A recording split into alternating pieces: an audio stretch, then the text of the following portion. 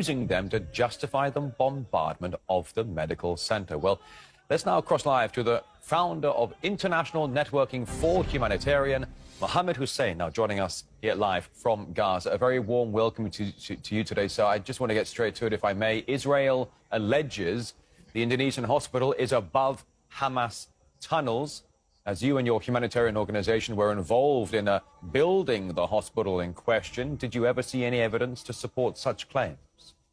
First of all, I have to tell you that I was one of the team that built this hospital.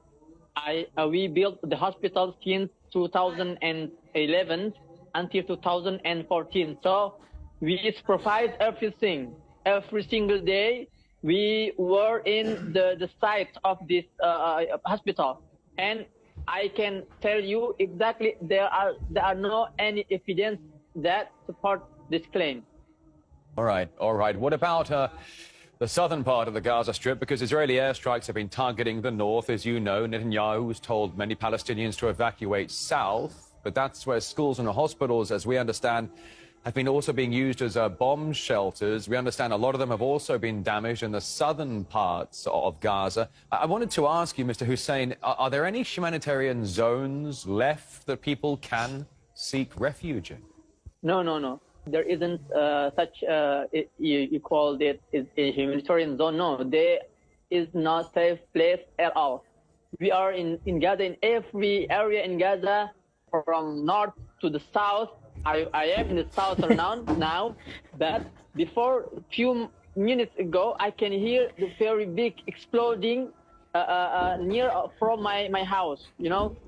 Besides that, after some of northern Gaza came to south, the number of the killing in the south is very, very much larger than the northern area. So I can tell you simply that there is no safe zone in Gaza, and we are now just waiting for our turn to be killed and to be next victim. Well, that's just an awful thing to say, Mr. Hussein, and I hope you're going to be wrong, and I hope you're going to stay safe in that region. As you say, you said there are no safety humanitarian zones left anymore. I saw a report earlier today, unconfirmed, but I saw a report saying 18 hospitals across Gaza are no longer functioning or rest in ruin. Over the past weekend, Mr. Hussein, we have seen unprecedented protests all around the world, from Latin America to Europe to Africa, even all the way to Indonesia, with a huge protests happening there as well. People are supporting the Palestinians. They are protesting what the UN has called Israeli war crimes. Why is it that so much of the world seems to be talking in a united voice, but one very small part of the world, the United States and Israel, don't seem to be hearing the chorus? Yeah, I think it's very clear, because this world, this government of the world is designed to be a part of this occupation. We know that it's no more secret that the United Nations is also part of this occupation.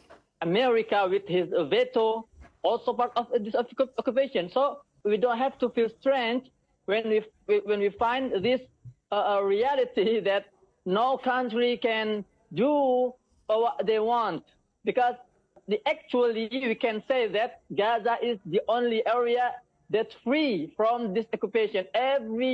Each country in the world are occupied by America, by Israel, by Zionists, except Gaza. That's why the people cannot punish this Zionism. They cannot stop this bombing, because Israel maybe feels that they are above everything. No one can touch me, so I can do what I want.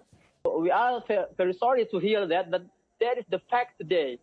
I appreciate you saying that, Mr. Hussein, because it's a very strong comment to say on international television, but we're very grateful to have you here spending your time with us. I wanted to ask you, if you go online right now to some of the American press and some of the British press, you know what they do?